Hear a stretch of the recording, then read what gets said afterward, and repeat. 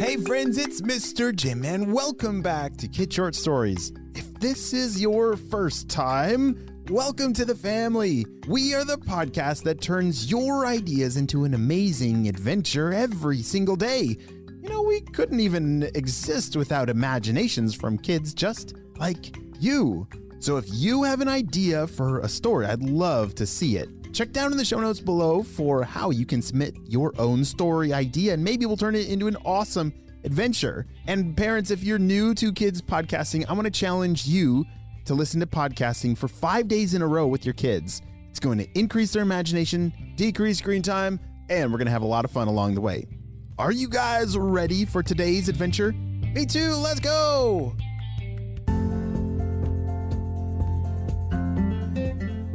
It's beach day! Liam and Austin were running around shouting in excitement as they finished packing their beach bag.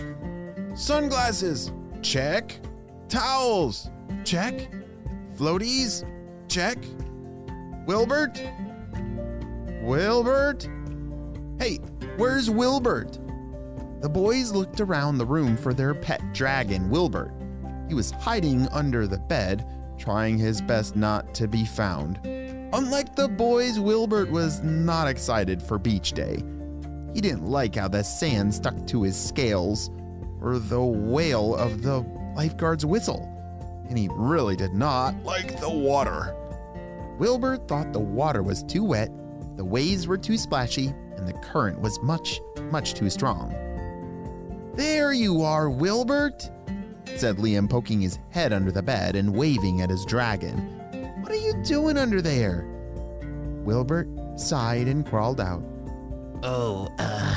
Just looking for my swim goggles," he said, not wanting to admit why he was hiding.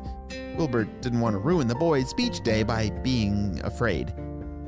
Now that they had found their dragon, Liam and Austin led the way to the lake outside. The water was shimmering in the sunshine. The seagulls were squawking overhead. The waves were lapping the surface, and Wilbert was shaking in his scales.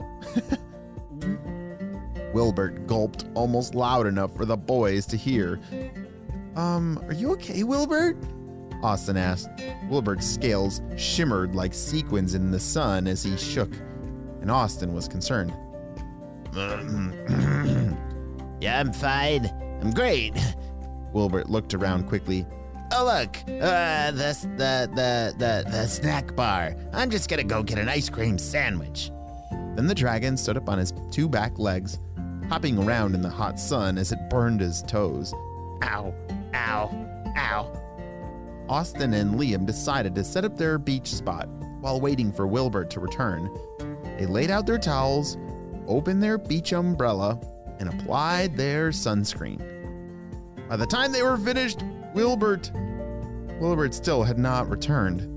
"Where's Wilbert?" said Liam. "I want to go swimming." "I don't see him anywhere." "Come on, let's go look for him," suggested Austin. The boys headed for the snack bar and saw Wilbert sitting at a table. Empty ice cream cups piled high, like really high. He must have eaten a lot of ice cream. Wilbert saw the boys and started shaking again. Hi. I was just coming back to find you guys. Here, I got you some ice cream." Wilbert handed them 2 half-eaten scoops of strawberry ice cream. The boys shook their head politely. "Come on, Wilbert. It's time to go swim. Race you to the lake." Liam and Austin ran out the door, expecting Wilbert to swoop past them on his wings. They reached the water and splashed in until they fell over into the waves. "Whoa, that was awesome!" shouted Liam. "But where's Wilbert?" At the edge of the water was Wilbert, dipping one toe into the water and jumping away from the tiny waves that crashed by his feet. Now the boys understood. Wilbert was afraid of the water. Austin went to their bags and brought a pile of floaties for Wilbert to try. "Here, Wilbert, put these on." The boys slipped floaties around Wilbert's arms, guiding him out into the water. They were working great. Until Wilbert saw a fish swim right past him and started waving his arms wildly. The force of his dragon arms popped the floaties, and then Wilbert, started to wave his arms even faster. Huge waves crashed to shore from all of his movements, and all the other swimmers around them were carried to shore on them. Wilbert! Wilbert is okay! Here, try this floaty! Liam and Austin shouted and slipped a huge round donut floaty over Wilbert's head, past his wings and onto his waist. The dragon gave a big sigh and stopped splashing as he realized he was floating on the new floaty. He relaxed into the tube, letting it carry him around. Hey, this isn't so bad, Wilbert said a moment too soon. As he leaned back, one of the spiky scales on his back poked the tube. Pop! Psh! The tube deflated and Wilbert began to sink into the water again. Kick your legs, Wilbert! Wilbert began kicking with all of his dragon might, rising higher and higher until it looked like he was running in place on top of the water. What? All of his kicking was making quite a disaster on the beach, with waves growing tall and crashing higher up on the sand. Wilbert threw his wings out to fly, but slipped, falling backwards, back into the water.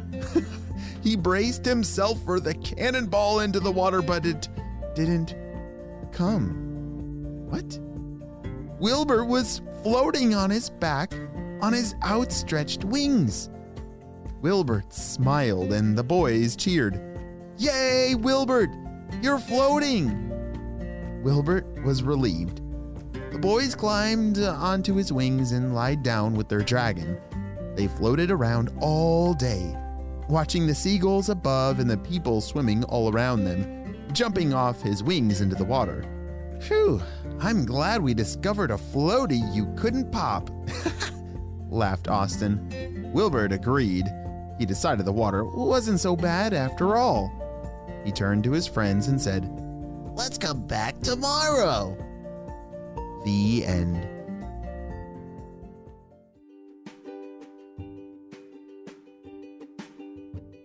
Great job. You listened all the way to the end, and you know what time it is. It's time for some kid shout-outs. I want to say hey to Arlo from New York, Waverly from Costa Rica, Francesca's from California, Eli from New York, Mackenzie from North Carolina, and Ashley from Pittsburgh. I'm so glad that you're all in the Kid Short Stories family. We could not have this much fun with imagination without you, my friends. Well, you have a super duper day, and I'll see you next time.